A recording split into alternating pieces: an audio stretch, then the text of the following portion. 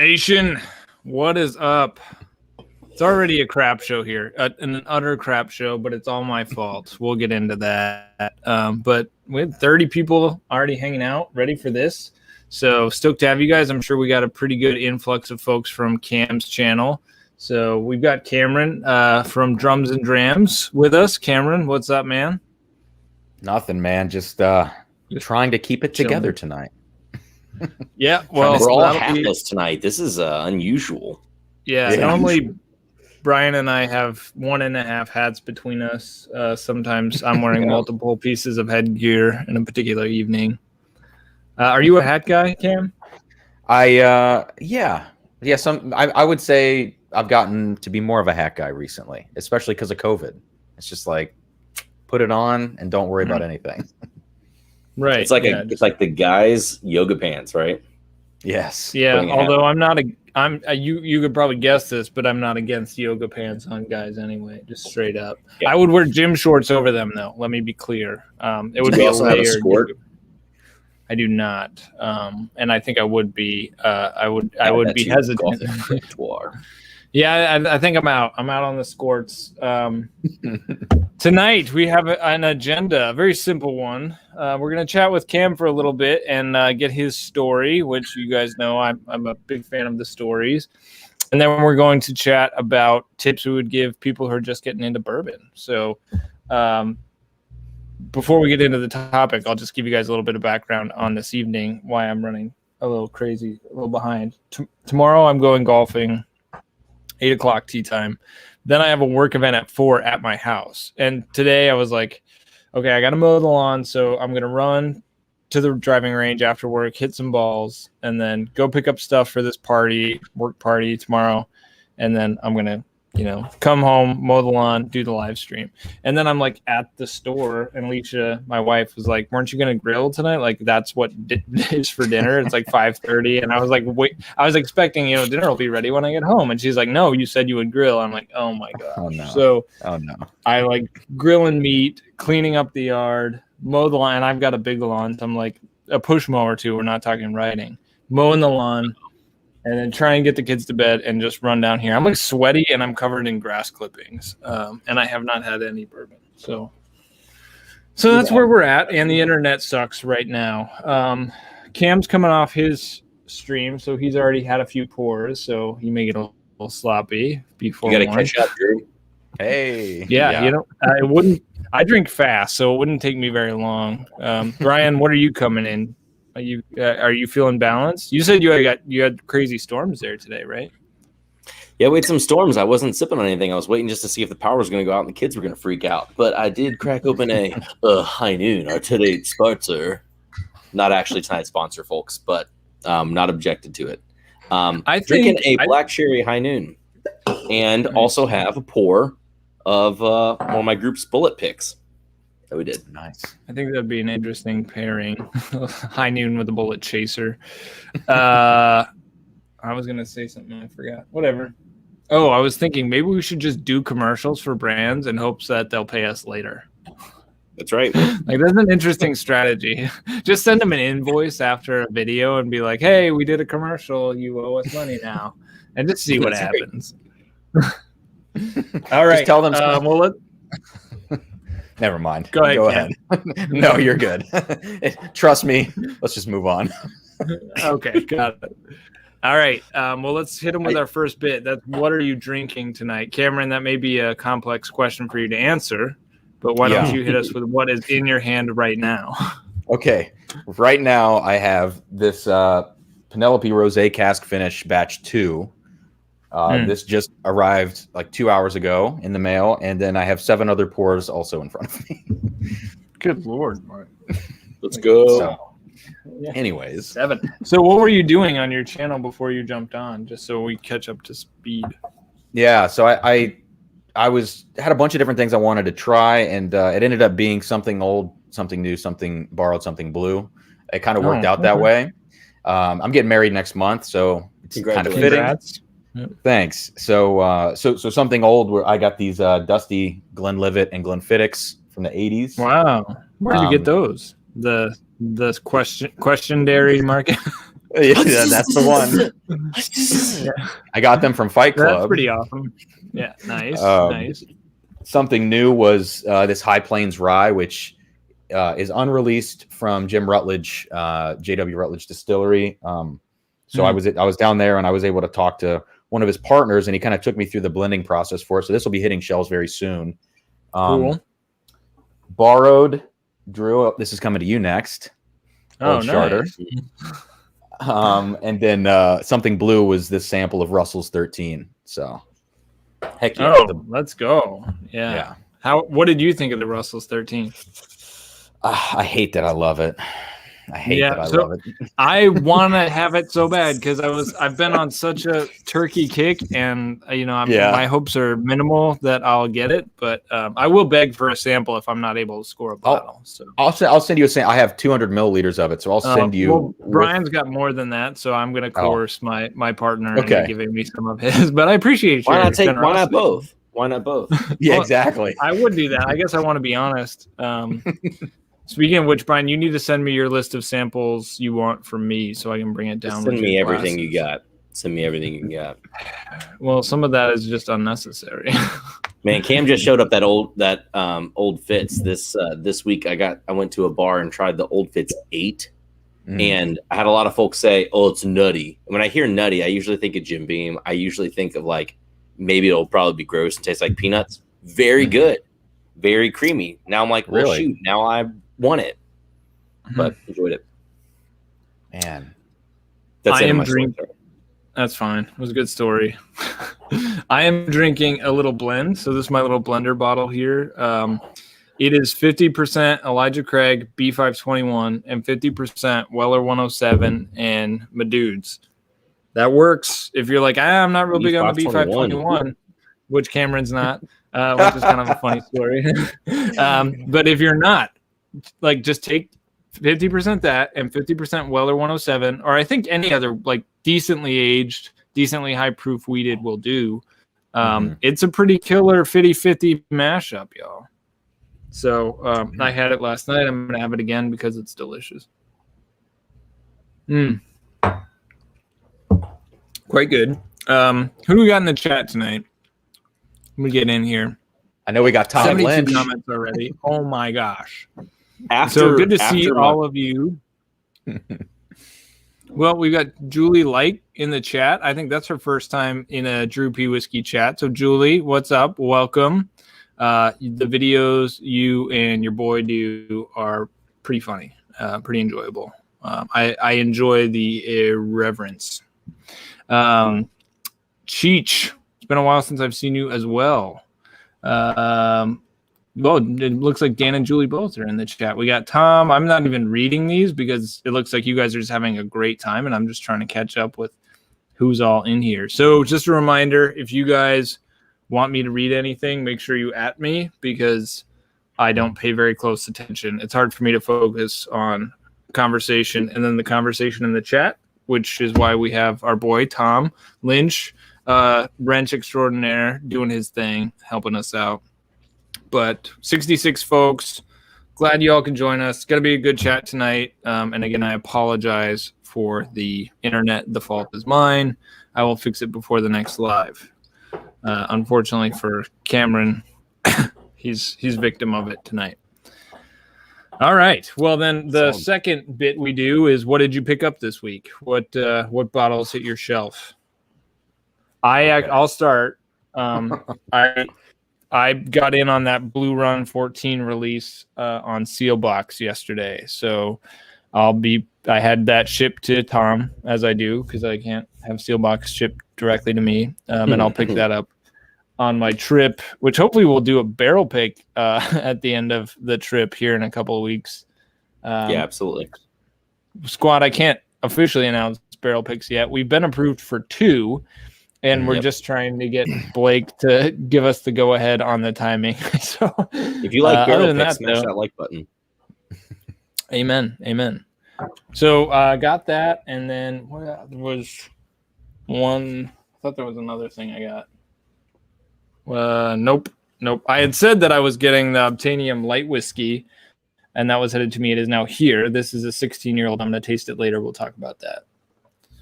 All right, Cameron. You mentioned the rosé, the Penelope rosé that you said that just landed. What are your thoughts on that guy, the Penelope rosé? Because I was like, really? I mean, I like the Penelope cast strength, really, really solid. Yeah. And the rosé finish, I'm like, what? That's just one of those things I wouldn't. Yeah, I like it more maybe than the cast strength. I just cracked it open like 15 minutes ago before I got over here. The cast strengths for me are they're a little too grainy. I mean, I like them. I definitely like them, but they're just a little grainy for me. And I have from Sealbox this like their blend that they did of the barrel strength, which I think is better than the regular, batch 6. So I just got batch 7 and the rosé. The rosé is like really creamy, even at 94 proof. I think it's delicious. It's better suited for this wheated, MGP. I feel like than the high proof or whatever. So cool. Yeah, and then Discovery 5, Larceny B521. Nice. Haven't seen either of those yet. Yeah, downside of Wisconsin. You guys have heard me bemoan Wisconsin enough times. I mean, I love Wisconsin, but the whiskey distribution is not great. We did just get barrel products in this week, though. So I think Barrel finally launched in Wisconsin. So that's nice. We don't have them either. Oh, yeah. Yeah. I mean, they got good stuff. It's nice to know that hopefully I'll be able to pick up some stuff in the future. Brian, I saw you kind of cleaned house today, my man. If you follow Brian on Instagram. I was just catching up on some things. So earlier this week, there was a surprise release from the Pearl. Anyone who's familiar with Louisville might be familiar with the Silver Dollar. Silver Dollar has a sister bar called the Pearl, and that's where they have a package license to sell bottles of the Silver Dollar picks. Now, they had like a barrel pick that was pretty tasty. I didn't pick up barrel a bourbon thin, barrel pick. Bourbon pick. It was a little thin. They had a couple other picks of theirs, but they also sometimes have allocated or older or discontinued product that they have priced like at or around the secondary pricing, right? But I had noticed that on the menu they had Elijah Craig barrel proof 140.2s. And they were priced not where secondary presently is. And I had a buddy grab me one of the 3 that they had. So I got another bottle of the Hazmat Elijah Craig barrel proof. Wow. So super stoked on that. Which batch is that? Yeah. Do you know the number? I want to say it's 7, but I'm probably wrong. It's probably 8 or 10. Hold on. ECBP 140.2. Google is my friend. It is batch 6. Wow. That was close. And then I got in a trade with a friend my favorite. I talked about it on the video that I did, but my favorite barrel that I've had so far of the single barrels of Blue Run, Barrel 3 of the 13.5 year. This thing, that box is crazy. I hope my bottle comes in a box like that. It's like a Lamborghini. It's pretty intense. The 13.5s do. I'm sorry, the 14s don't. But the 14 is very good. There's a lot of really good stuff about the 14 year. But this Barrel 3 13, it has that sweetness that you think of when you think of George T. Stagg. And so it's just the profile of it's just.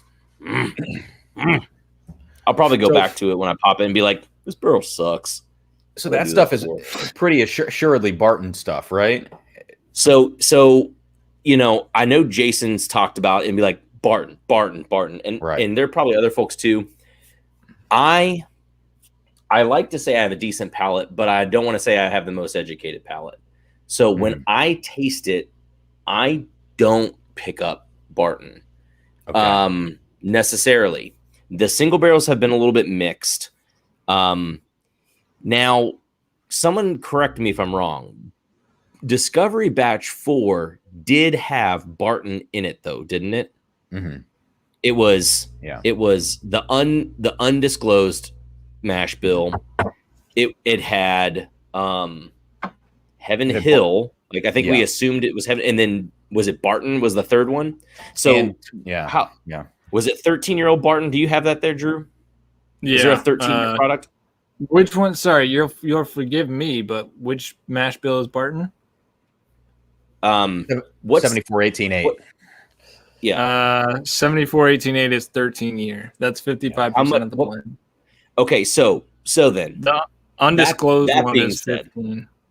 Okay, well, if it has 50% of that, then I could be swooned that it is Barton, because I think the 14-year tastes super close to Disco 4, but it is a little richer to me, and the single barrels had such variance; it was hard, and the 13-year was herbally like that undisclosed mash bill, which is what had me thinking a little bit.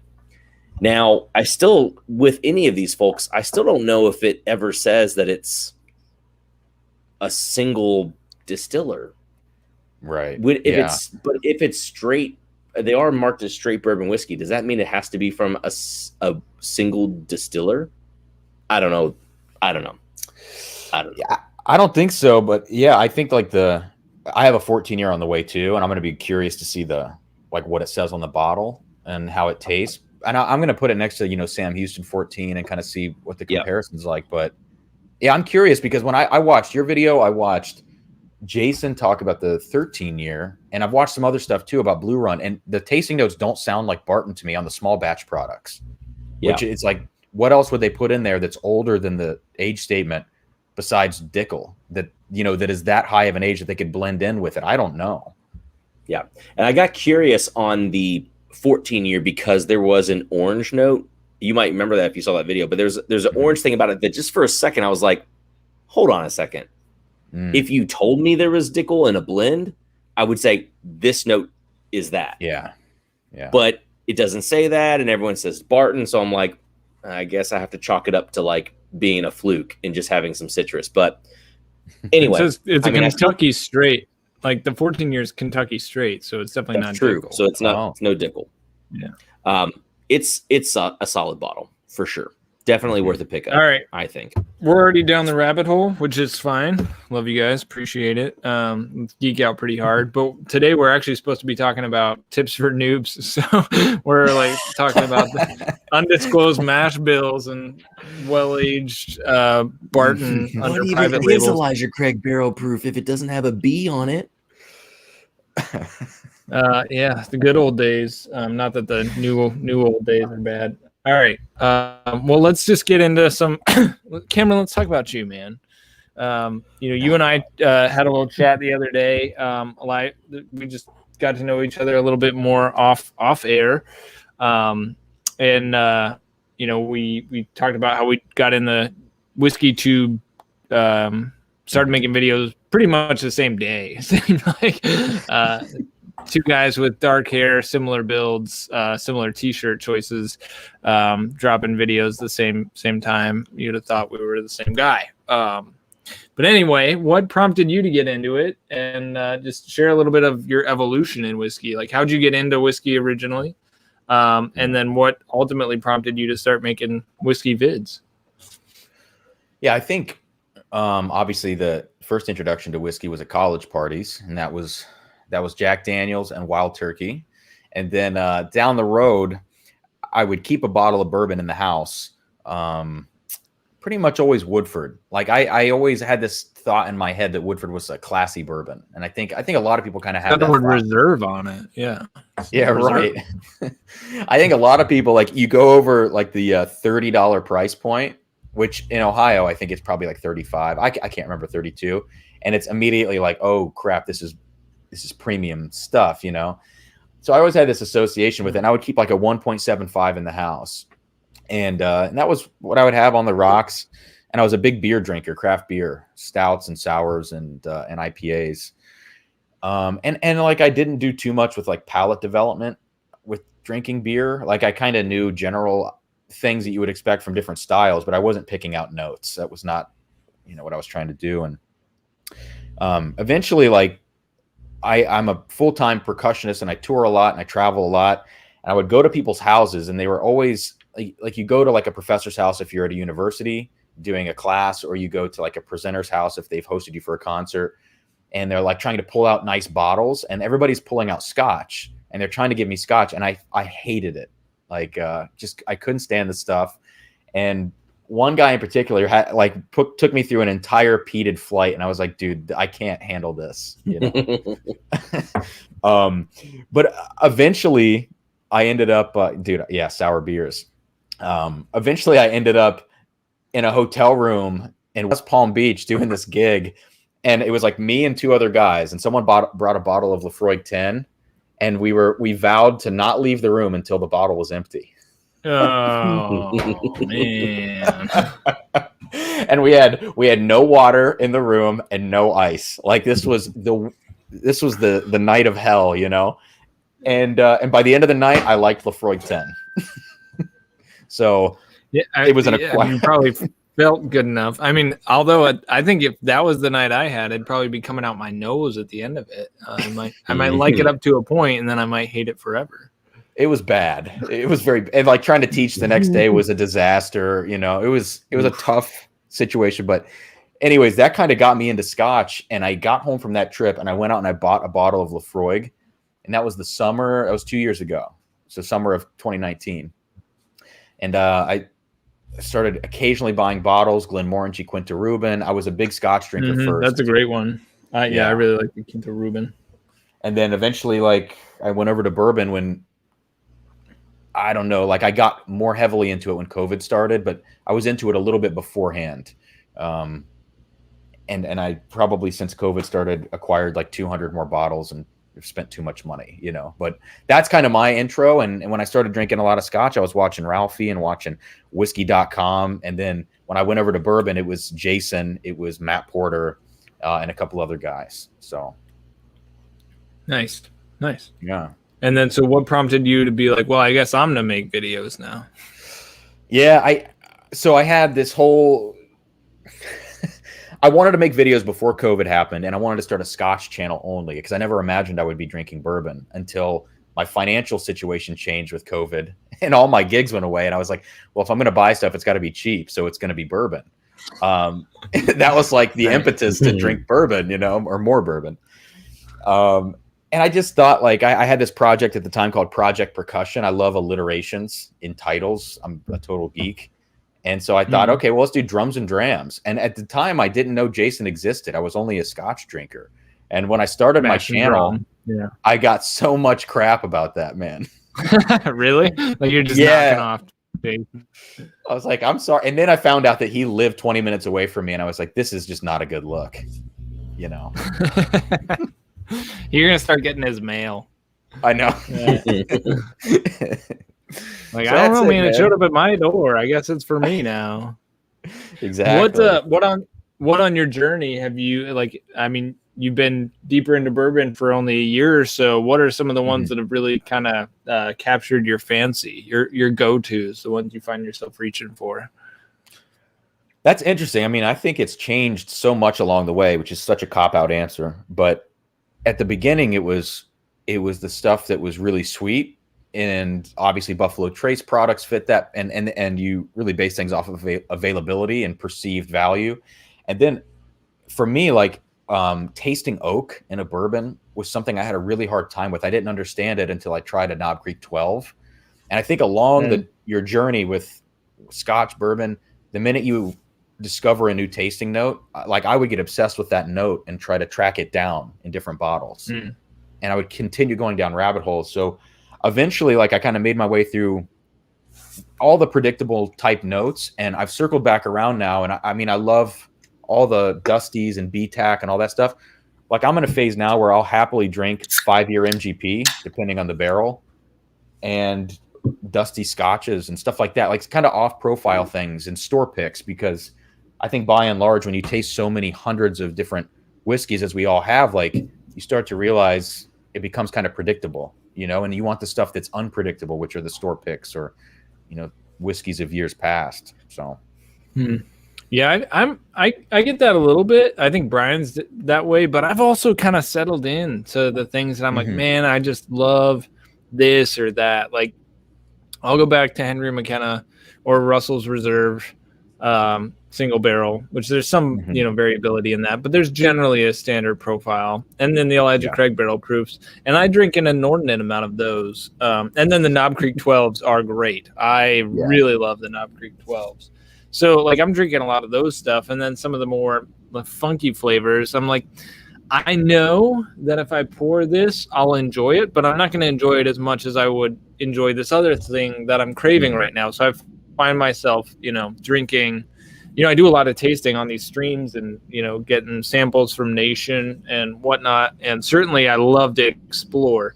But when it comes to just pouring a couple fingers and watching some golf, I tend to go for some of my faves. And No, I but think it you're would right. be a bummer if I wasn't able to explore. I would say that for sure. I would probably get a little bit more bored if there wasn't a balance there.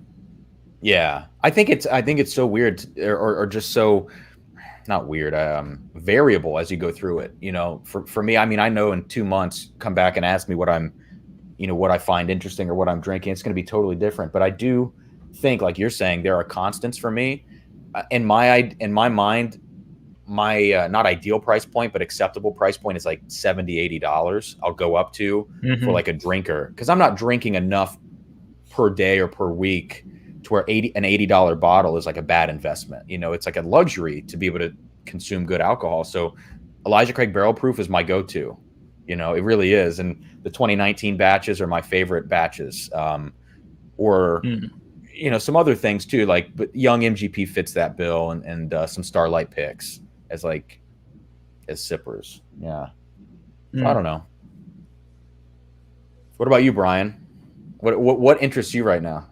Well, that's the thing. It's kind of strange, and sometimes I feel like the same thing happens. Yeah, I mean, I'm a huge Four Roses drinker, but maybe Drew. Well, we started this differently because we didn't ask you if you enjoy coffee, and that's true, and that's not. I'll back up a second. I'll back up a second. And say, Drew and I are really big into coffee. It's kind of what pays our bills, and how we met and all that. But what is your relationship with coffee? Bean juice, existent, non-existent, on hiatus? No, so I drink on MySpace. Here's a funny story, actually. So I started drinking coffee maybe towards the end of high school, but I didn't really. It was like I did it because I thought it was cool. We went on a school trip, and I would put like so much cream in my coffee because I just wanted to be able to get it down. But the first time I ever really seriously drank coffee, my now fiance, we went on a date to a coffee shop where she would do a lot of her computer work for college. It was called Cup of Joe. We would go to Cup of Joe, and she ordered it first. I said, get whatever you want. And she ordered a black coffee, and I had never had black coffee in my life. And so I was like, well, I gotta be what I was like, give me a black coffee. I'll have what she's having. And so I choked down a black coffee that day. And it was sort of like the Lafroig. Like I had to just dive into the deep end. And now that was probably 2013. And I've been drinking black coffee since then, but I'm not into I don't know anything about region. I don't know anything about flavor profile in coffee. I would like to, but I also know the minute I get into that, it's going to be a whole other thing. Yeah. So that's why for me, me, to start secondary channels. Oh no. Like I'll go happily to Starbucks and drink burnt ass coffee because it's functional for me right now. You don't think Drums and Double Shots would be a really good spinoff? Drums and Dopios. Yeah, Drums and Dopios. Yep. The reason I bring that up is because, with coffee, as I feel like I could get nerdy and be like talking about regions or whatever, it gets to a point where in the morning I've stopped making a pour over. I make a batch brew. I prep it actually the night before so that my wife has coffee in the morning. It auto brews. So it's pre-ground. It's just sitting there waiting, or I'll drink a cappuccino or a latte or something like that. Or like, man, an iced horchata. That sounds great. I'll drink that. And that's my consumption of caffeine. So what's interesting now is for as much as I'd want to talk about what whiskeys fit what price points or what has complexity or whatever, I am drinking a black cherry vodka and soda and about to pour myself a 5-year whiskey that was aged in honey barrels.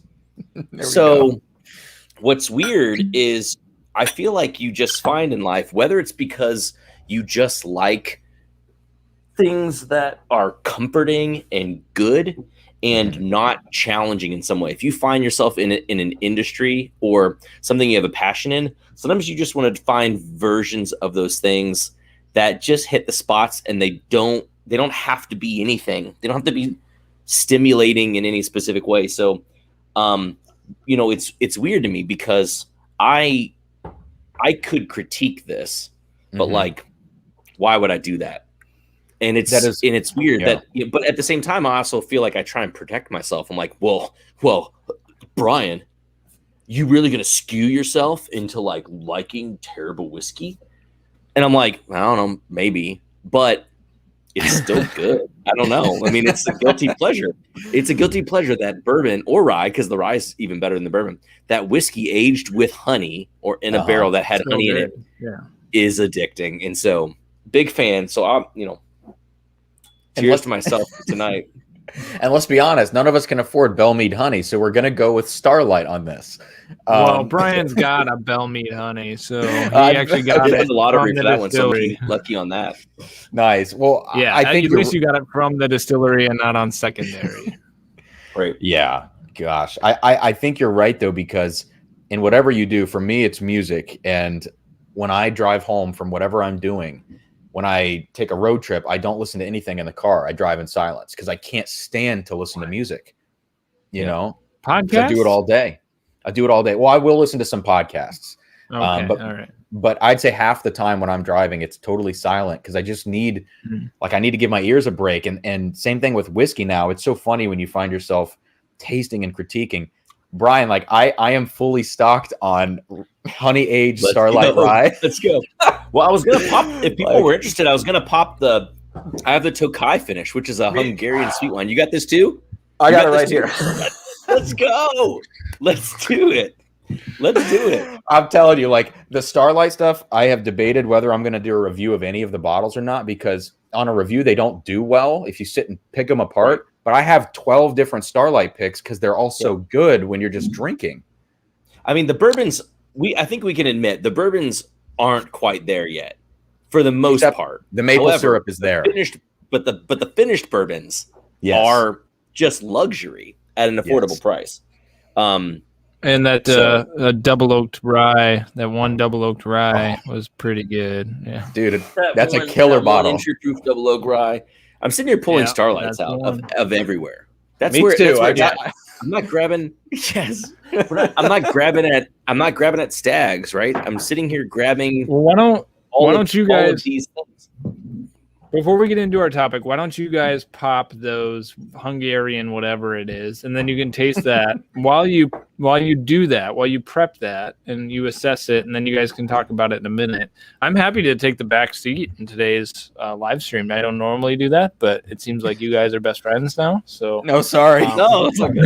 Drew, I can be so verbose, man. Just tell me to stop talking. It's actually good because I am overly verbose. Anyway, my point being was you guys should pop those. I do want to hear your thoughts on them because I'd like to hear. I'm going to pop mine. I'm not going to make Cam pop his, but I am going to pop mine. So mine's open. There we go. We're all set. Hold on. Here we go. Here's sound for the pop. Here we go. That's pretty good. It's a pretty good one.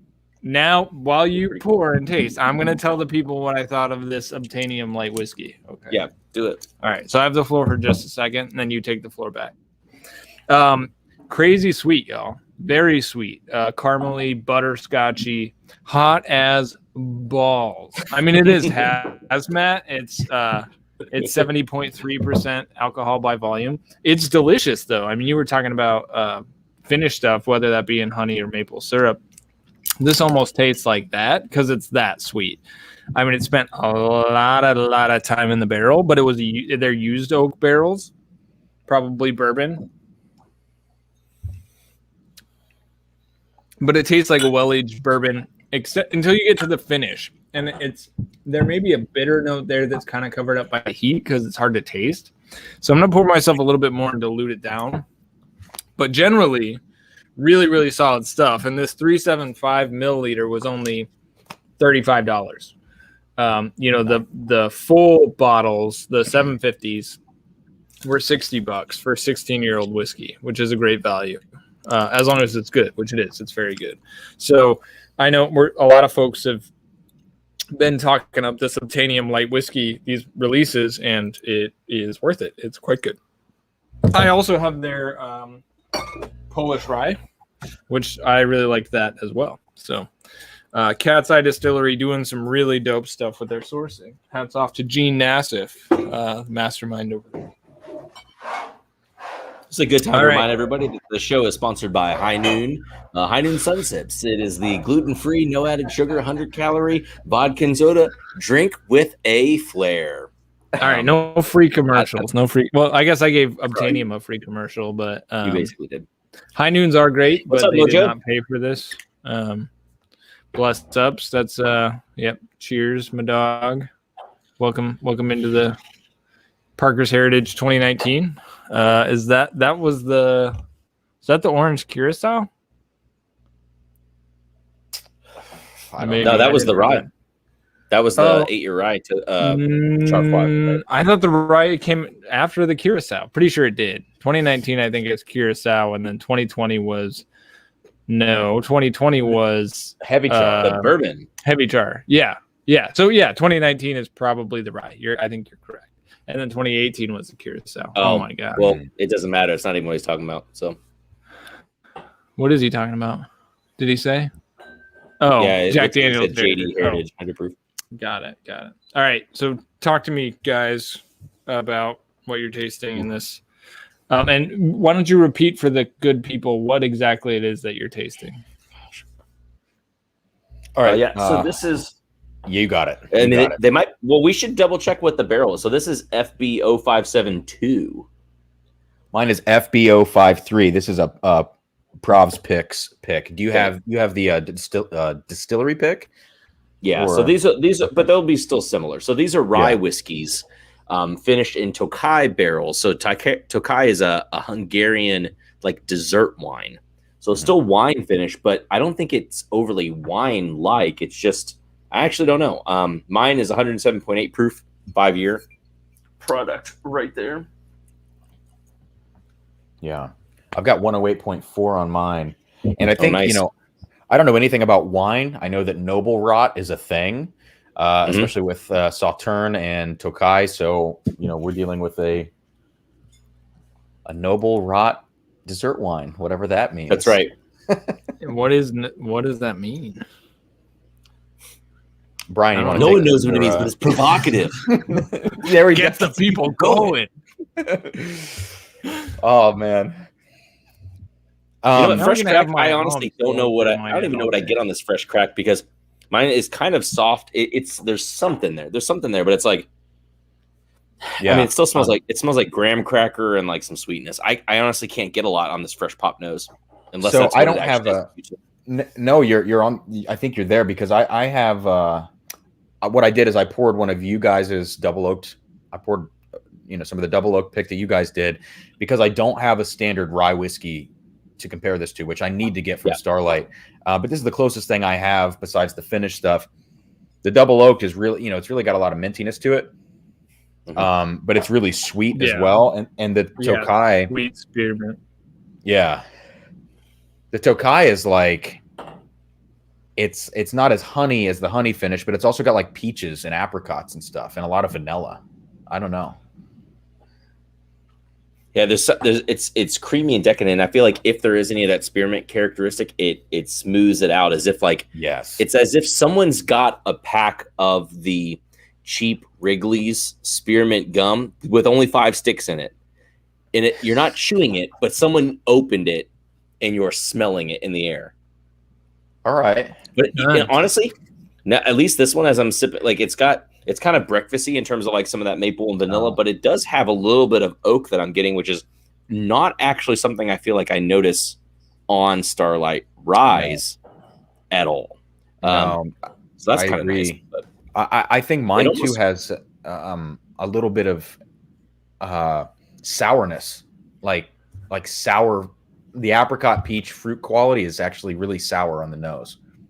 Yeah, and I feel like it has a little like lemonade tang, but it also has a little bit of smokiness, like just a touch, just a touch. It's interesting. The more I just popped mine, so the more I sit with it, the more stuff's coming out. I can't wait to come back to this. I'm gonna go ahead and taste a little Kyle bit, Ramage. so when people aren't like Kyle Ramage in the chat. What's up, Kyle? Yeah, get to the tasting so we can move on to the topic. But now, Drew, tell me if you agree while we taste this. I think Starlight, I think everything they do has to be finished. I think it rounds everything out and sweetens it up, whereas the standard stuff is just like, it's fine. I don't know. Yeah, I would agree. I haven't had a straight product of theirs that I was like, oh wow, that was super good. But I mean, it's young. I mean, it needs more barrel time. So I'd love to taste it at 8 years because I think it may be a completely different story. Because I think the distillation is solid. Like the core there is good. And so when it's got a little more straight barrel time, I think it might be really good. There were some bourbons we tasted when we did our pick. One in particular that was big grape, really, really grapey. If we didn't pick the 2 barrels we did, I would have wanted to pick this bourbon. The E.H. Taylor one? Yeah, the one we thought tasted like E.H. Taylor. Yeah. Well, nice. So I think that they've got a lot of potential there, and the finishing is helping them release a really great product now. But I'm not tempted to buy the straight bourbon off the shelf when I see it. We'll see as time goes by. Right. Andrew Beck, Takaji. Well, I hope that's how you say it. Takaji. What's with the J? Doesn't have to be sweet. This is the 18th and 19th century. It almost all was, but okay. Anyway, it's interesting that Andrew said that because as I'm tasting it, it does have like you get into like this prune juice type of sweetness. It's got like some of these dark fruits, and then it does have that like kind of dry, rich wine like body. Like it gives a lot of bottom end to it that I didn't particularly notice before. The thing that struck me the most when I first tried this barrel in the Rickhouse was that I didn't know it was a rye at first. It just tasted like sweet and enjoyable. And I think that's, their rye profile, personally, I don't love it all that much. It tastes like chocolate malt and some mint. I've mentioned that a couple times. Like it's pretty two-dimensional, but some of the finishes will accentuate that quality, and some of the finishes just don't make it taste like a rye at all. Right. And this is one of those ones that I feel like it's those dark fruits, like, but the dark dried fruits, like fig or some fig and some prune, and then like you mentioned, some peach in there as well. With a nice body, a good little pop of acidity. It's a little bit leathery, which is interesting. This is one at first that reminded me, going back to coffee stuff, of like Ethiopian type of coffees, which I just felt was really weird for a whiskey to remind me of characteristics of a coffee. Yeah, that's it. I'm done. I'm not going to talk anymore. No, man, I'm talking too much, so I apologize. I think this Tokai, it might be one of my favorites from Starlight, honestly, at this point. Mm-hmm. I mean, this is the type of thing that I feel I got to grab the Prisoner. It's got that body that reminds me of, like, it's not as dickily as Prisoner. I think it could be better. Hold on. Let's see. We got to be careful. We still have to get to the topic. Dude, Dan Like's comment is hilarious. Yeah. I appreciate the support from Dan. Nothing to waste. All right, the finish is way more intense on the Prisoner. Yeah. Oh, yeah. But it still tastes like Dickel. Yeah. Oh, but it's delicious. I'll fight for the Prisoner all day. It's really, really good. Well, this is fine. This relates to the topic, right? Wait, what's the topic? It does. Finding affordable whiskey. No, it's not. It's tips you would give whiskey noobs, and if you want it to be tips on how to find affordable whiskey. It's essentially the same thing. Bardstown Bourbon Company, the Prisoner. What is this? $130 bottle? Tokai is half if you can get a deal on it. I'm just saying. Some of these wine finished products from Starlight Distillery, and if you happen to visit them, they have a lot of their products in 375s, which are even cheaper. I'm just saying, if you want to dive into trying what products taste like finished, perhaps give a start to some of the Starlight stuff. I don't want to say all low end, because some of the low end stuff sucks. So here's the thing. So let me condense what you said into a tip. Tip being, find pretty solid distilleries that release pretty solid products at solid prices and do your exploration there. That's a good tip. I like that. But one thing to add is, you may not experience, like, don't necessarily, because I would not do this. I would not equate our apple brandy bourbon pick from Starlight as on par with Prisoner. It's not. Like, I mean, Prisoner is a much more well-aged product, and I like it a lot more. Like, I like our apple brandy finished bourbon. I think it's good, but I think Prisoner, which isn't as good as Pfeiffer Pavitt, but Prisoner is still really, really good, and I'd say I enjoy it much more than our apple brandy pick, which I enjoy. And our apple brandy isn't even close to the Barstown apple brandy. I mean, it's older juice. It's aged longer. That's a fantastic. Right. So product. You are paying, like, you're paying. Yeah, right. I mean, like, you're paying for different quality levels, and it's not always gonna be proportional in the glass, because it's much more expensive. Like, there's totally a law of diminishing returns. Like, even if it was, like, the more expensive it gets, the better it gets. Even if that were true all the time, like, for every 10% better a product gets, you have to charge like $50 more, because the aging process is so dang expensive. So. Cam, what do you think about Istanbul symbols? I'm changing. I'm going drum talk. Look, I'm a Sabian artist, so I can't officially say. No, I'm kidding. No, Istanbul. Respect. No, I've never played them. Actually, I've played Bosphorus. When I'm thinking of like traditional Turkish symbols, all the Bosphorus stuff I played is great. I've never played Istanbul.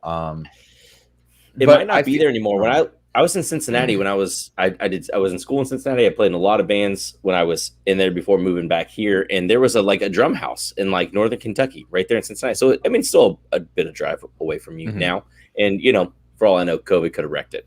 But they had a whole lot of Istanbuls. My drummer at the time in the band I was in, he's like, he'd go over the time and play him. He'd never buy because he's poor, but he got a chance to go over and play him. Most drummers are, huh? Yeah. Hey, at least you're not a bassist, right? Ugh. Hey, I'll take it when I can get it, So yeah. The bassists, in my opinion, get to have the most fun. They can do the most moving around. But they're also that's because no one ever wants to date them, because they're usually the ugliest or tallest or something, and so they can move all around, because what else are they gonna do in their life? All they have is the band and the bass. In Blink 182, what's the bassist name in Blink 182? Yeah, so he was by far the best looking one. I mean, Tom DeLonge. I mean, his voice kind of made him look not as good just by the way he sang. Although I like Tom as an artist. I'm a big Blink 182 fan, but Mark I think was better looking. The drummer, who I would have been able to tell you his name yesterday, but now it's just spacing. I'm just Travis Barker. Thank you. I almost said Tom Morello, which is way not right. Oh, what? Anyway. He's kind of like your skater looking dude, which that's just never been my thing. Not true. Now it sounds like a guy who has an Angels and Airwaves hoodie. Is that true? Do I have one? You take me as someone who would have one. Do I take you? No, but I would have been tempted to buy one back in the day. I wouldn't wear it today, but I would keep it in my closet. Yeah. I actually bought tickets. So Amberlin's coming to Chicago. On they're touring again. They're going on a short tour, and I got tickets to see them in Chicago. I am jacked. I'm nice, dude. Amberlin, I haven't heard that name in a long time. I saw Circus Survivors playing in Louisville at the end of the year, and I debated. Wow, I would go to that. Dude, come on, let's go. I think there's a Columbus date too. I know there's an that Circus Survived, the difference between medicine and poisons in the dose. I haven't listened to that stuff in a long time. It's Circus Survive and Tiger's Jaw. You take me, if you're into that, you take me as someone who probably learned the Armors for Sleep album because of the drums were kind of like. What year was that? I stopped listening to them in like 2012. Weirdly, yeah, I don't know. It's before that. I think Jaturna and yeah. Anyways. I just real quick want to apologize to anybody who's been waiting 51 minutes for us to actually get into the topic. What topic? So we do need to do this because it's what we promised. So spend at least 30 minutes on the topic. So Brian hit one, which I think he just kind of landed on one by accident. But the topic today totally intentional the whole time. Tips you would give people who are very newly into bourbon. And so like hopefully this would be stuff you guys have been like, yeah, I wish I would have known that, or I would do that differently. And I think I did a video, one of my first videos was like things I did a couple collecting videos, and one of them was like mistakes people make or how to collect. And so like I dropped a few of them in there, but I'm mostly curious to hear your guys' tips here. So Cam, let's start with you, man. Yeah, let's have it. All right, so I got 3 written down so far. So in the course of this conversation, I'll think of 2 more. But my first one is something that I've been thinking about most recently, which is that good whiskey does not always have to be high proof or high age. And I find myself, a lot of us say, man, I want that 17-year-old, that 15-year-old. I wish they would throw it out at cask strength, right? And so for me, like having just popped this Penelope Rosé cask finish, which is like a 4-year product at 94 proof, like this stuff is delicious. And on the other end of things, something 92 proof that is very highly aged, High West Burai 2017, one of my favorite bottles of all time. But like all of these things defy proof and defy age. And I feel like the more whiskey you drink, the more you get away from the preconception that high proof and high age are everything. Yeah, I think I would agree with that personally. I'm a big proponent of lower proof. But I feel like some folks, the deeper they get into it, the more they're like, actually, that's kind of what, like we talk about settling into what we're comfortable with. Mm-hmm. I've found that some folks are comfortable getting their face blown off every single evening by something super high proof. Yeah. Like I think there's a proof bias, that can creep in. But then I'm probably proof bias into lower proofs too, because I just like, I like the ability to perceive more. So I think that's a great tip. All right. Hit us with number 2, Cam. Oh geez. All in a row. Okay. Well, we'll break. We'll let you take a break after number 2 here. Okay. Brian and I will drop them.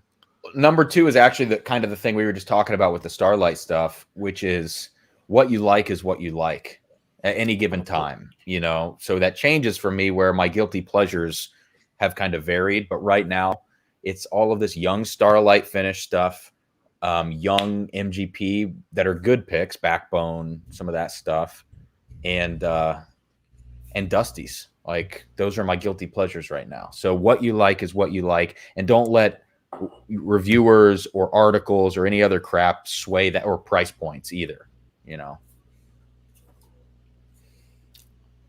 Nice. I'm going to drop one of mine, and it's kind of in contradiction to yours, but only slightly. Mine is like before you buy, just read, because there are going to be people who get it before you do, and there are a lot of people with good palates, and over time you'll kind of dial into the people whose palates you trust.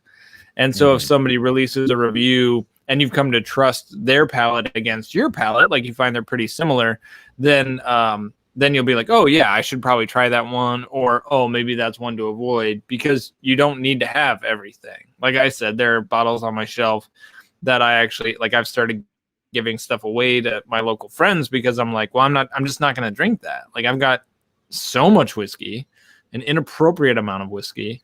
And so I'm not going to drink it. I might as well give it away. And it's either one I bought that I shouldn't have, or one that was given to me and I was like, but I find that if I'm, hearing from Brian, who gets to try a lot of stuff before I do, or even Fred, because generally Fred Minnick matches mine pretty well. Then that's kind of my starting point. And then I love to read the Breaking Bourbon reviews as well.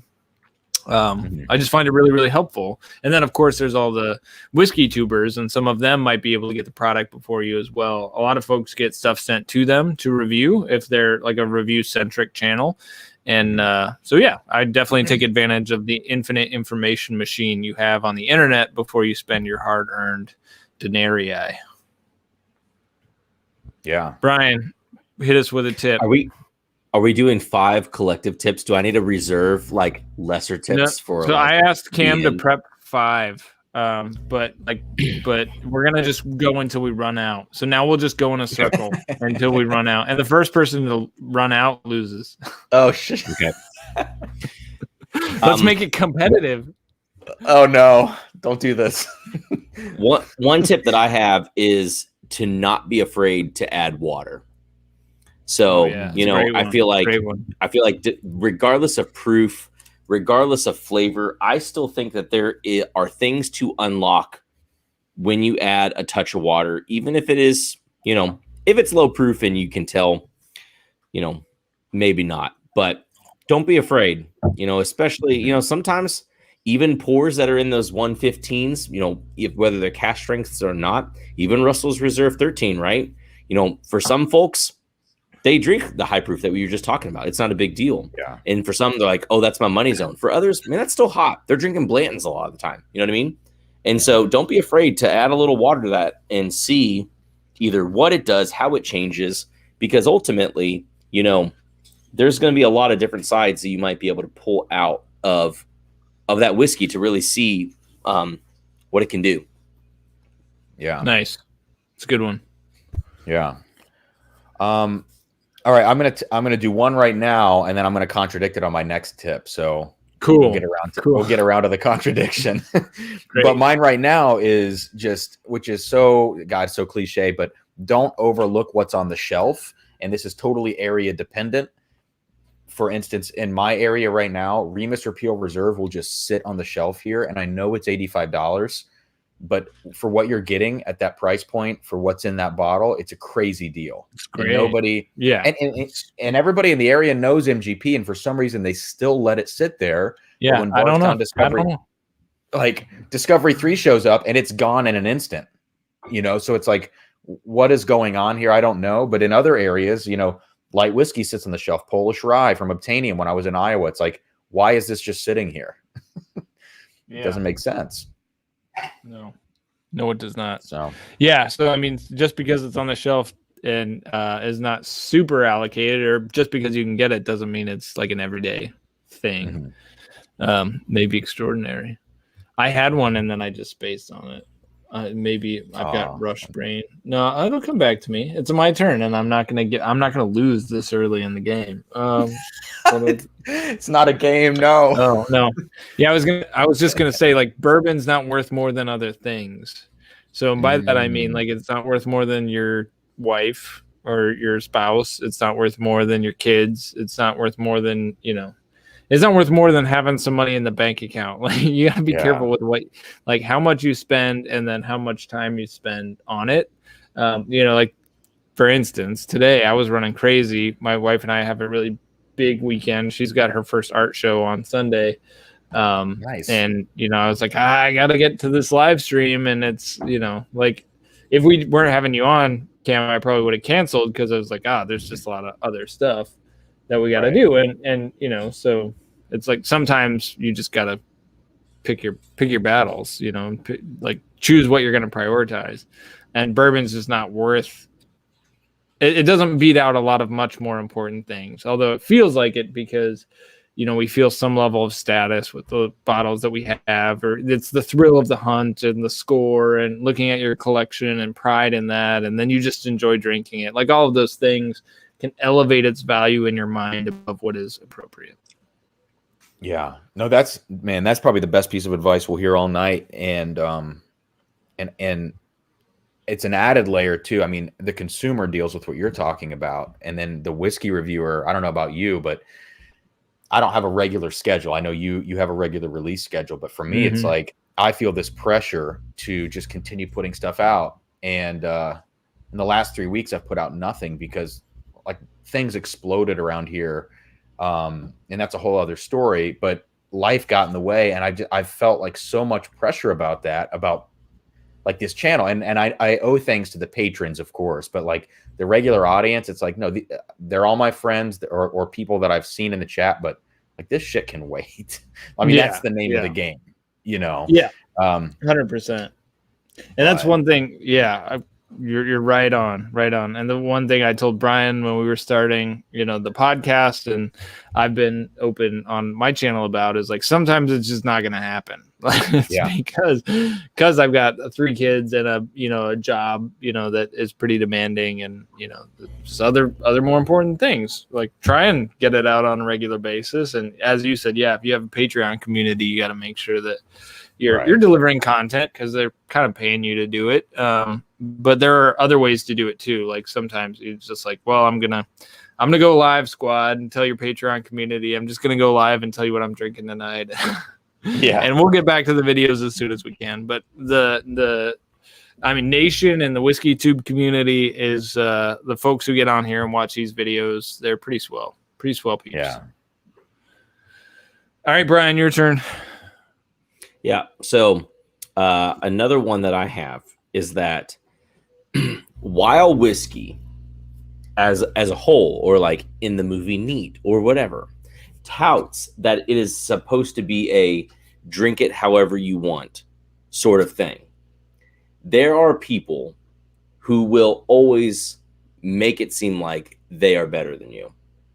And while there are a lot of people that are nice, a tip is just to know that there are going to be people, like with almost everything, that are going to troll because they are superior. They know the most, they whatever.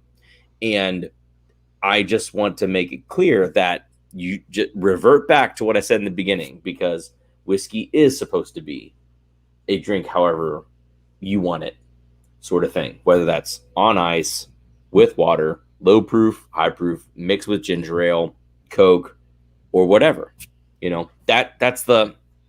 That's at least with bourbon. That's the shtick. And anything against that would be, I don't know, like I don't know what you'd call them, the skinheads or some shit like that. You are correct. I mean, you don't have to spend long in Facebook forums or groups or whatever to see somebody just like absolutely. I got berated the other day. I was posting on Bourboner, one of my videos, like, hey, I posted, like, I made a video today, and somehow it posted 4 times. And I won't say the name of the person, who's pretty well known on these threads, but the dude just like took a knife to my gonads, and I was like, bro, like, okay, like, why do you feel like it's necessary to get on here and berate somebody who's trying to just do a fun thing? Like, it's just a fun thing. What is your problem? Like, take a freaking chill pill and let people do them. So, I hear you. I have no idea what you're talking about, but I'm intrigued. You can, if you want to go find it on the Bourboner thread, it's there. I did end up deleting the other 3 times my video posted. I only posted it once, but okay. All right, Cam, it's your turn. Sorry, I was trying to look this up. That's what I'm trying to look up. Like, everybody's got to know who this is. You won't be surprised. You will not be surprised when you see. I think I might know who you're talking about just off the top of my head. But okay, what is number 5? Okay, I'm going to contradict myself now, which is, don't fall into the trap of people always saying that what's on the shelf is better than what's allocated. This is something that really bothers me, because we all like to be contrarians, and we like to have found a niche and found a cheat code. There's a reason that George T. Stagg is sought after, and there's a reason that, like, Weller 107 for me is fine, but like a store pick of 107. There's a reason that we like that, and we treasure that, and that's found itself at $200 on secondary, which stinks, but there's a value there for a reason. And To say that, for instance, Makers is always better than Weller Blind, or, Rare Breed is always better than whatever else has a similar flavor profile that's $400 more. Like, I think it's just disingenuous, and it's trying to push a narrative on people where it's like, actually, there's a reason that these things are good. So my last thing was don't overlook what's on the shelf. But now it's like, let's not take that and try to spin that into something it's not, Yeah. Yeah, that's a good one. I completely agree. I have not tasted Rare Breed up against some of these super allocated releases. I really like Rare Breed, but I've also had some other stuff. I'm like, come on, it's not that good. It's not that good. It's really good. It's not that good. Mine is dang it, I had it and it was completely related to if you're tempted to buy on the secondary market, which I'm pretty sure all three of us have done at some point, y'all got to be careful. Okay. So be careful, because there are people out there trying to scam, and because it's questionably legal. Probably not questionable. It's illegal. So like it's I mean, like, if you have in my perspective, pretty limited community of people, and you're like more buying bottles for each other. Okay. But I'll pivot off that. I'm going to go 2 on this and say, so if you're going to buy on secondary, be careful. Second thing, if you're going to buy on secondary, just think twice about it and say, what else could you spend that money on? If you really want that thing and it's worth it to you, and it's worth more than the other things, kind of going back to what I was talking about earlier, okay, no judgment here. But it's like some bottles, I'm like, would I rather have that, or would I rather have 4 Elijah Craig barrel proofs? Well, 4 Elijah Craig barrel proofs. so there we go. And that answers the question. Yeah, that's great. Brian, your turn. Another one I have is that you will almost always I like this one. You'll almost always forget the pour, but it's harder to forget the setting. So as somebody who, I take detailed notes of I take notes of a lot of stuff that I drink, but the thing that I am constantly surprised at is that I could go downstairs or go to a bar or a friend's house and try Stitzelweller Pappy or Michter's 25 or whatever. And you know what's weird is when I wake up, I don't know what it tastes like anymore. I don't taste it anymore. The taste is gone. All that's there is the memory of what it is, and the memory is deceiving when it comes to that. However, if you were to say, hey, what are some memorable pours that you've had? I will almost always probably set up with the story of what is going on when I had it. And that may or may not be a fine whiskey. And it doesn't have to be. One of my fondest is with a group of guys around the fire pit in my backyard with a bottle of old Bardstown Bottled and Bond. So, it's just mentioning that, you almost forget what you're tasting, whether it's a $75 pour at a bar or a $10 pour at a bar. You'll probably remember it most because of why you were at the bar. Yeah, if you're an alcoholic, you probably won't remember why you were at the bar. So that's another thing. It's a little barometer. We should probably talk about barometer. I can be a cold-hearted SOB. Like, I don't get moved emotionally a lot. I wish I did. I don't know why I don't. But anyway, there's a scene in Neat where Freddie Johnson, total legend, is talking about sharing Pappy with his dad and his brother. And that just moved me. Like, I'm crying, thinking about this guy, sharing this amazing whiskey with his dad and his brother, and then they were gone the next year. And so, I'm so jacked to take this trip to Kentucky golfing and bourboning with my dad and my brother, and I'm taking my George T. Stagg, and we're probably going to drink the whole dang thing because one else is drinking George T. Stagg, going to be awesome. So looking forward to that. That was a good tip, Brian. I got goosebumps, man. Well, I mean, it's interesting. You know, like I'm glad you get to have that moment. You know, people. I haven't talked about it a ton, but when we've been on the channel, you know, I've talked about my dad's health not being so great, and you know, he can't drink anymore, and so he never really had the craziest collection. But you know, I tried to help him win his first Van Winkle bottle. I won't say Pappy because it's just an old Rip tin. But you know, come into his first that, and he's got some things, but all he would ever drink is like mix Sunny D or soda with Old Scout that he'd buy off the shelf. So not even like great Old Scout, just Old Scout. And sure, he could drink whatever he wants, but like he is now to the point where he is not able to drink alcohol anymore, and he won't, and then he will die. And like, there's a shelf of stuff that's just, you know, you hear about it or you hear about estate sales or whatever. And like that, it's sitting there until it goes somewhere else, or my mom gets rid of it or whatever. We won't have the memories that you're talking about doing with your family, you know? And I think it's easy for life to just be busy and you forget that you can have those moments or to take them or whatever. And, you know, we were able to have some old Rip together prior to, I don't know, a year or so ago around Christmas time or whatever. But, you know, memories like that, you know, for someone like him that was also into whiskey, like I won't be able to share that with him anymore. That's a bummer. So, yeah, cool, good one. Move to another point. Yeah, can we turn up after that one? Up, pull it up. I was gonna try to play a reverse card and just send it back around, but no, I'm kidding. Yeah, right. Exactly.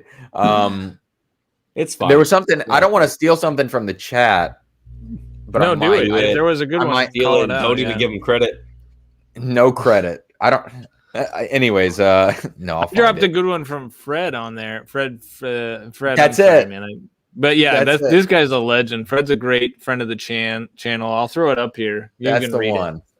Yeah. So his tip for noobs is be patient. There's tons of options, and if it's meant to be that you will get it, you will. And I would add on to this too.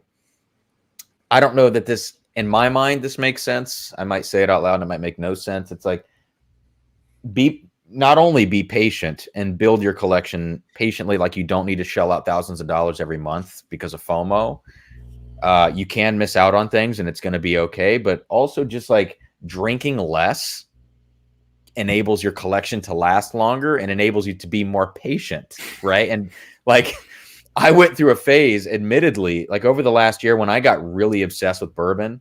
I mean, with Scotch, I was more patient. To me, it's a more patient spirit for whatever reason. Bourbon is like easier to binge drink, and I don't know why that is. Maybe it's the culture associated with it. But I was training my palate. Man, I went through a couple-month phase where I was having like 9 drinks a night and not thinking about it because it was under the guise of like training my palate, right? And that was in the fall when I was at pretty much my lowest point through the pandemic, like, you know, out of work. My whole lifestyle was ruined. I was collecting unemployment, as many people were. And I figured out, like, you're on the verge of some really dark stuff right now. And so coming out of that and talking to my fiance about it, it was a tough time, you know, and I feel like now I only drink if I have to, which is kind of a weird thing.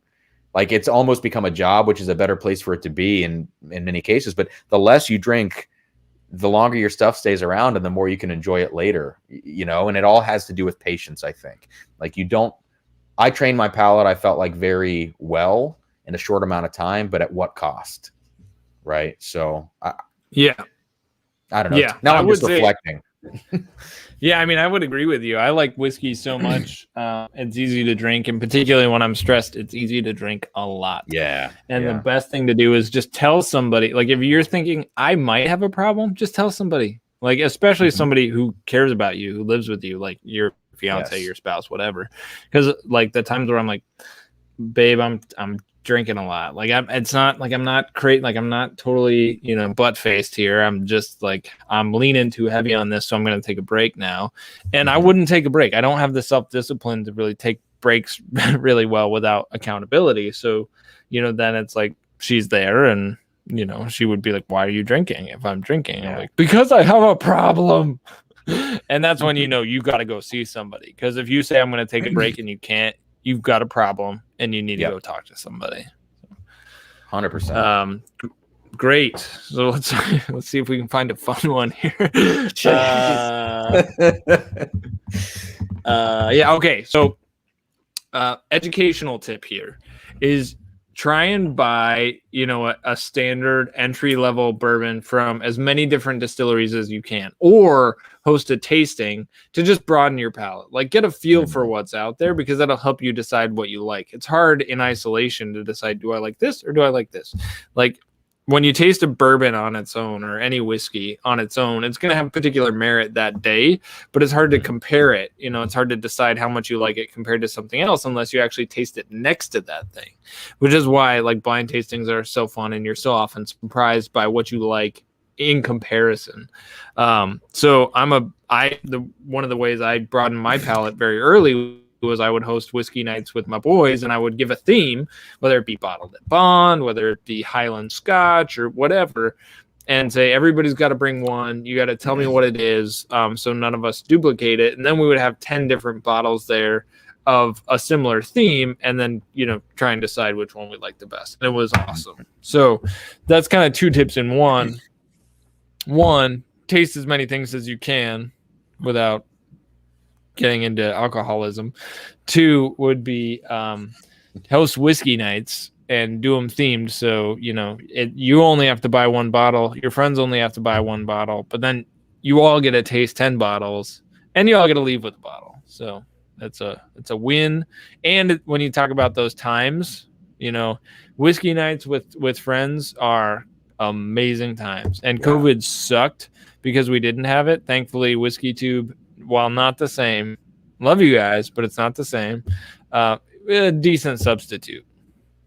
So it helped to bring some connection. Like, I have new friends now that I didn't have before the Whiskey Channel, like a lot of them, and that's pretty rad. Like, I'm gonna see Tom when my brother and I roll through Cincinnati here, in a couple weeks, and it's gonna be awesome. So all right, Brian, your turn. Side note, is that this Perrier bottle? No, this Perrier bottle is filled with all the strained and remaining rye that I pulled out of the most recent barrel aged coffee in. So for a Willet rye, do you have any idea how old it was? Was it 4? I'd have to look on the barrel. It's like 4 or 5 years old. Yeah, tell me what that tastes like. I'm super curious. And then you have to get it. Great, dude. It's great. It's great. Yeah, I believe that. All of them imagine... have been different. This is like the 3rd barrel I've actually gotten juice from. I got 8 ounces out of it. So wow. On the nose, it's again, the note that I like the most. Do you remember? Do you watch any of my reviews, Drew? Do you know what my favorite tasting note is to pull out of something like on the nose? I do not. I can't recite it. Hold on, wait. Does anybody in the chat know? If anybody knows, Brian, they owe you or you owe them a sample of something. Yeah. Does anybody? Because I actually don't know. I do watch your videos. Probably 80% of them. I have one note that if it's there, I'm like, oh gosh, here we go. This is gonna be. It's not mushrooms, is it? What the heck is wrong with you? Who gets mushrooms? You've gotten some funky stuff, and you're like, oh, it smells like garbage, but in a good way. I'm like, what are you talking about? You sound like some hipster masala chai coffee alternative commercial. No, not Kyle bubblegum, says not Kool-Aid. If Mojo just throws out caramel. I don't know. I guess caramel. That's a good guess. Tom with the iodine note. Hey, bring that that's up a more lot. That's a very Scotchy note, iodine. That is one I feel like I notice a lot. Elderberries, dill, grass. Grass. Yeah, that's a good guess. Grass. I do like grassiness. That's not what I'm placing. Oh man, Kyle with the well-placed oak. That's not it. But I do love me some well-placed oak. Yeah, I don't think any of these. All right, Mojo is the closest. It is not caramel. It is salted caramel. This is like dusty note, salted caramel icing kind of thing. Anyway, it's on here. I don't think it's on the palette though. From last I remember, Snozberries.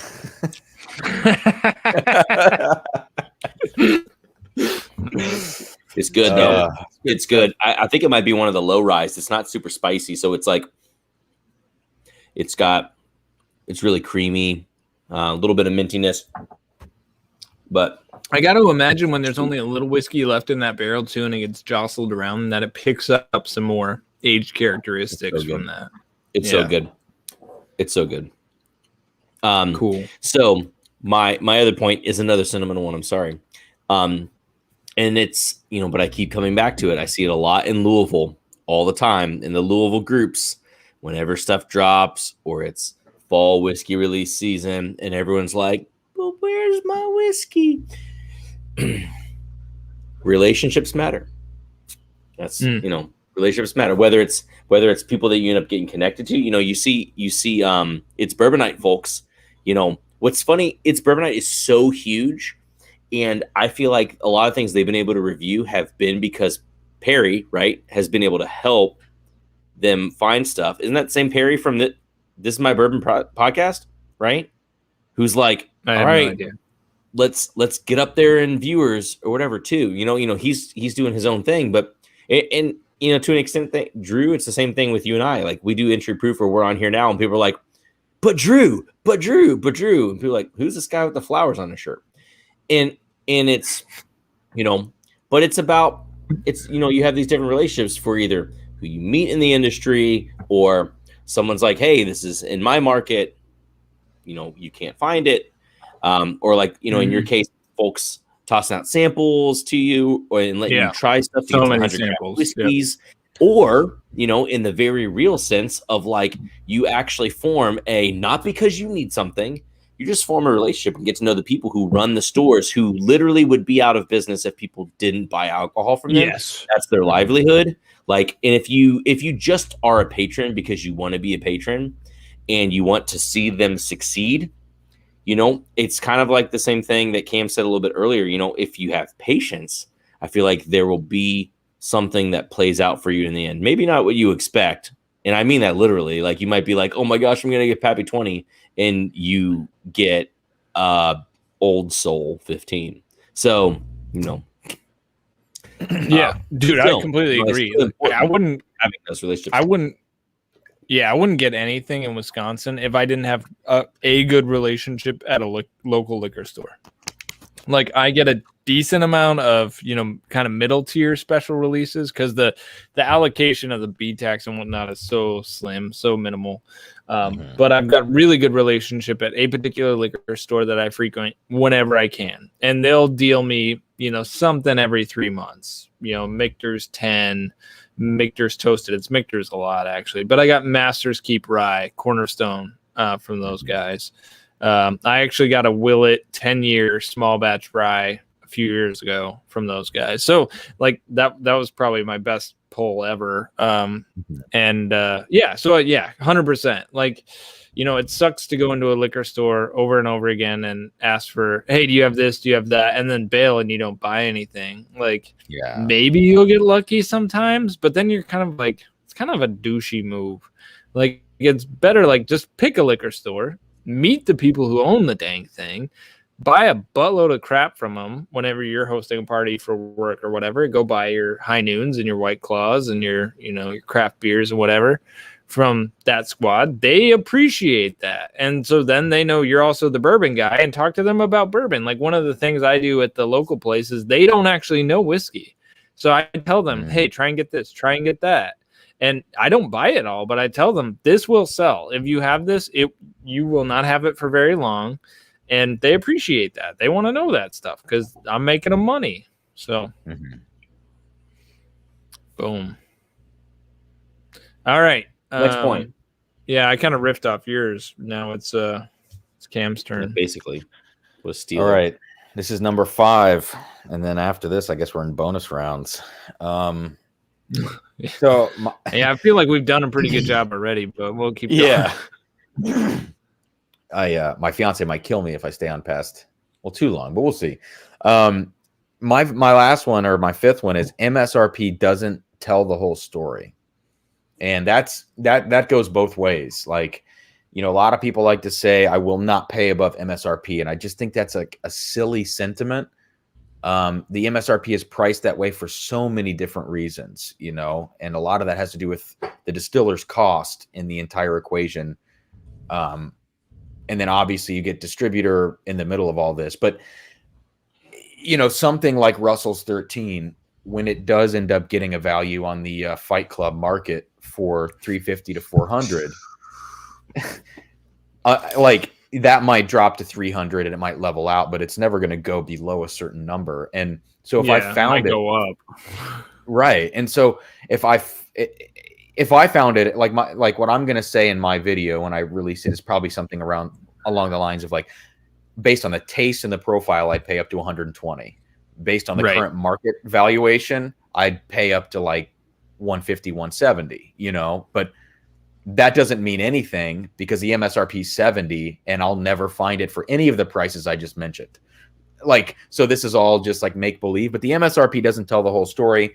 To those people that say that raising the MSRP might quell the secondary market, I don't totally believe that. I think maybe in some cases. But to those people who are hardliners on MSRP, I think it's a foolish thing because it's a make-believe number, you know, like it's all about value. And that's why this thing exists, the Fight Club market.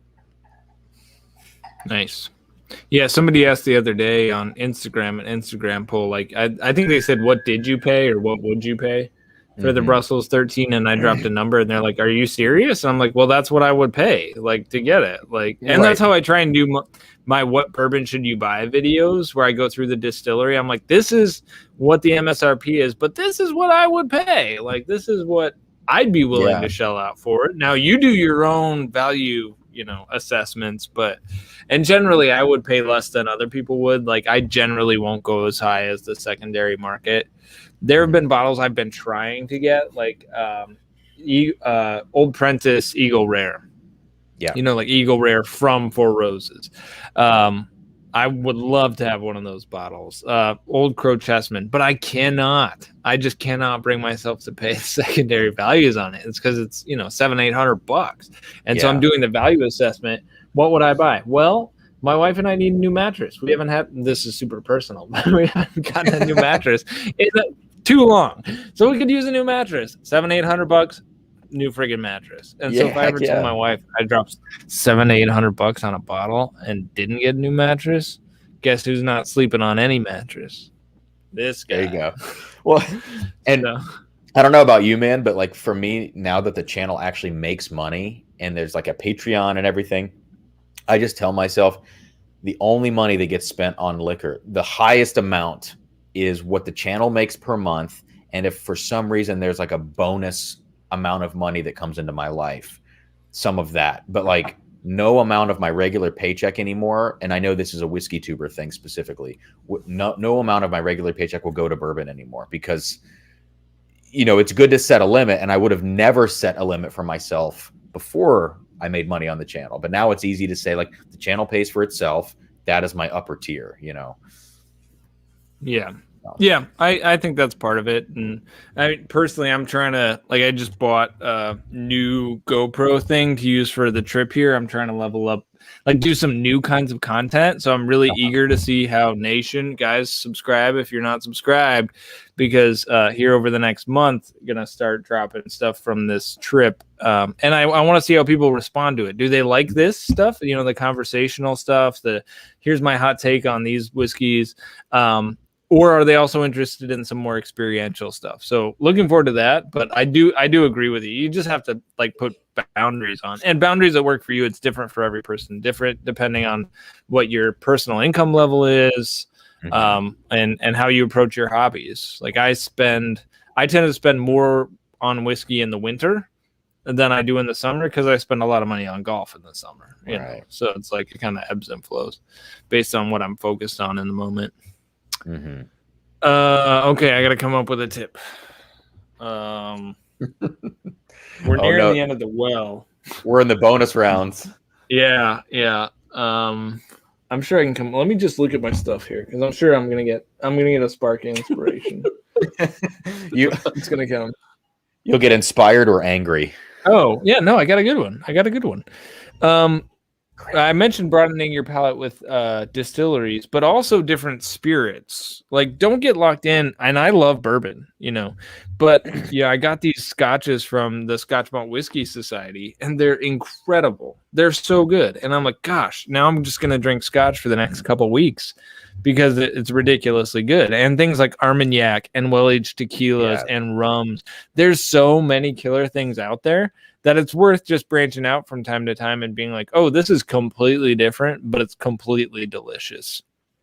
It's like music styles, like I certainly have my music styles that I go to, but in a particular mood, like then something else is, really kind of, tug on the heartstrings and spark some joy.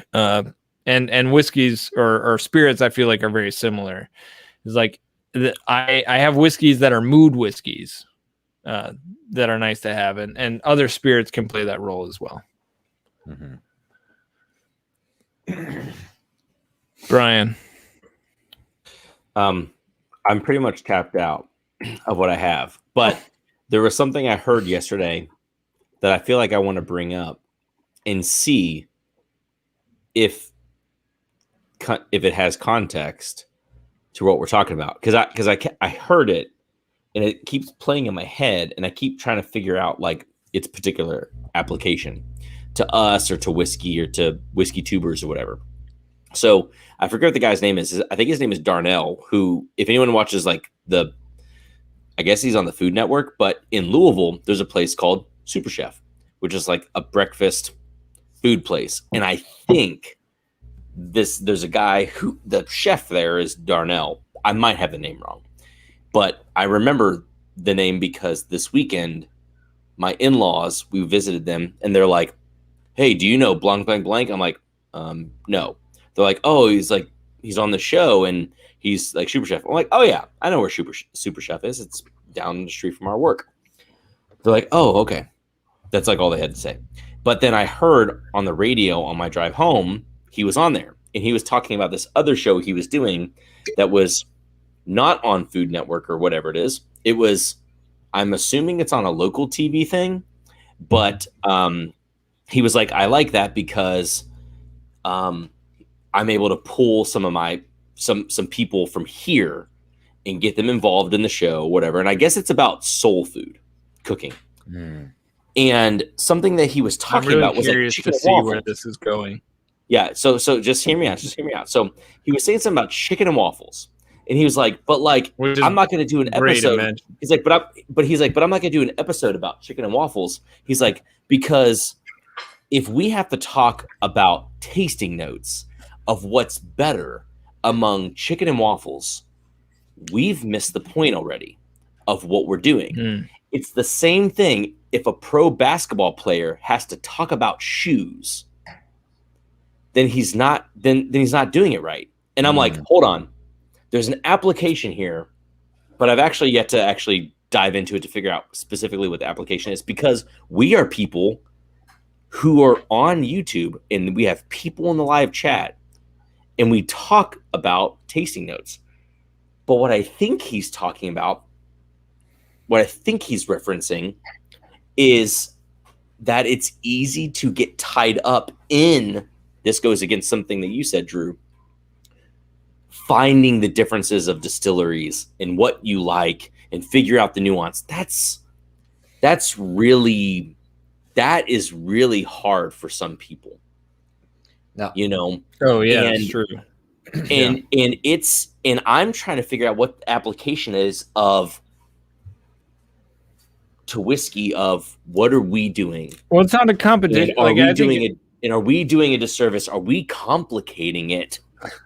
Are we missing something? Yeah, there's a difference between.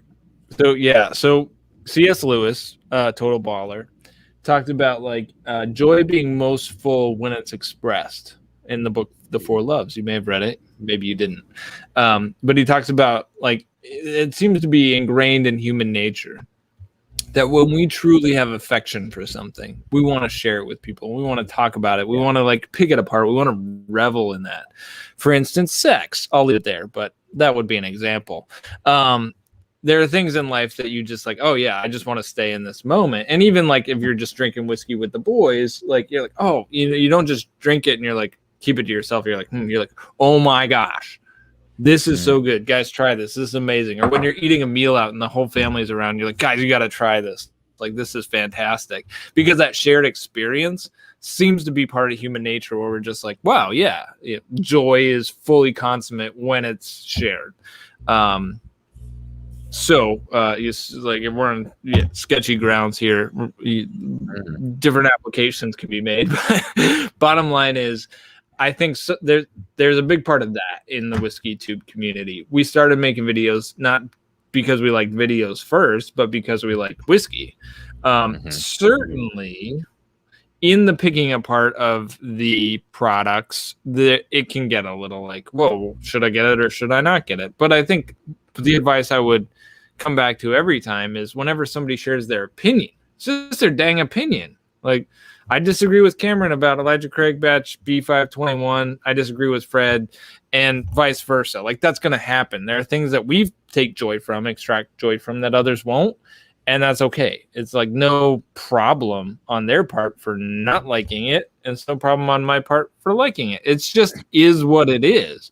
So long as we're not douchebags about it. So long as, so long as we don't rant and rave like a lunatic, like we are better, because it's a totally subjective proposition. And when you're trying to be entertaining on YouTube, you can kind of rant and rave like a lunatic, particularly if you have a personality like mine, where you might come across that way. But what I would hopefully come back to is the idea that, like, we get on here to talk, to share the joy, not to be douchebags, not to be like, well, you shouldn't buy it. Here's what you should get. And it's like, well, here's some wisdom maybe to help you, because this is how I've found the most joy in the process. And hopefully it's helpful for you, but also it might not be. Because this is not a black and white thing. This is not a moral, immoral proposition. So no right and wrong here. I think people, this is a great topic, and this is actually going to tie into my next whatever topic or whatever that we're talking about this evening. But I think that people wouldn't be on Whiskey Tube looking up these videos if they didn't want to know these things, right? I mean, this 100%. Is something that, when people are like, no, we need to simplify, we need to dumb it down. Now I'm going to get to that because it's not dumbing it down. But we need to simplify. We need to not go so specific. I think that's crap. I think we're doing this and people are watching these videos. And even if they don't have palates like ours, like, I don't know how many whiskeys you both have tasted each. I don't know how many I've tasted. It's a lot of whiskey between the three of us. Yeah, absolutely. And like there's clearly a reason we're doing what we're doing. But I think that these people are interested. Whatever. Anyways, my next point was that in order to get good, get better at something, you have to teach it. And that's just true for everything. And so with tasting whiskey, like you're saying, Drew, when you have these nights where people come over and you have these whiskey nights, the best thing you can do is force yourself into a situation to teach something, because then you have to understand what and why you're saying what you're saying. I'm a teacher, like, first and foremost. I'm a music educator. That's what I went to school for and everything like that. And it's so helpful when you have to distill something down, distill to a point. Nice. Nailed it. Yeah. That's it. That's my whole night. I'll see you guys tomorrow. But like to have to explain to somebody what Jim Beam tastes like is so huge. And then to start going distillery to distillery and all that kind of stuff. And then along the way, you realize that every audience you talk to is a different audience with a different level of education. And to then be able to flex between, I call this, it's like speaking Spanglish in a lot of cases, right? You can speak English to a crowd, Spanish to a crowd, and Spanglish to a different crowd. And it just depends on the situation you're in, which one you pick. I'm going to speak to you guys in a sense of stone fruits and lemon rinds, and I'm going to speak to somebody else in terms of red fruit, spicy, and sweet on the finish. Sure. And to be able to flex between all of these different things and to teach, that's how you develop, and it's all situational. So that's all I've got to say. Sorry.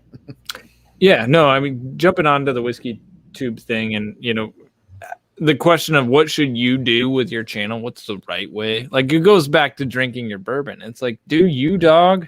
That's what people want. Like, you get a high level of engagement on your live streams, Cam, because you're Cam. Like, you're not trying to be anybody else. You're like, hey guys, what's up?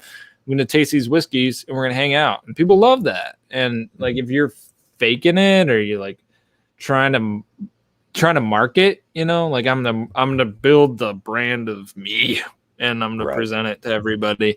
I don't think that that's what people want on YouTube, like, especially if they're gonna hang out here and chat with us, or listen to us chat and chat together in the stream for an hour. Like, they just want people to be people, and they're trying to make connections. So like, I think I would encourage people getting into whiskey, like, don't use it as a measure of status. Like, I want to have a collection that looks like Drew's, or like Brian's, or like Cam's. Like, use it as a tool for connection. How can I use this hobby to make new friends? Like, and that's the best end. Like, it really is. Like, because you'll extract way more joy from those interactions and conversations and friendships. You'll learn from them. You'll teach. Beyond bourbon, hopefully you guys just make each other better people. Hopefully bourbon is an amazing tool for stripping down our inhibitions, relational inhibitions. And I don't mean that in a bad way. It can be used in a very bad way in that regard. I mean that in a communicative way. Like, when we get together, talking is easier, and we can talk about things that truly matter because we just care a little bit less because of the alcohol. It is possible to have too much and then be an ass in that regard, but it also means, like, for me, like, talking about the essence of humanity. Why are we here? Talking about my spiritual beliefs, like, that's really important to me. And those conversations are much easier when it's like, yeah, we're having some pours, like, we trust each other, let's talk about life, and then I can listen. It's not like, oh, here I am, I'm going to evangelize now. It's like, no, let's talk together about what it is to be human, and what's the most important things to us. And I think that conversation will make us both better. So use your bourbon for that. I think it'll be good. Yes. My bonus tip is that if you find someone with a better whiskey collection than you, they'll likely want to talk to you about it, and thus you'll get to drink all their stuff, and you don't have to buy anything at all.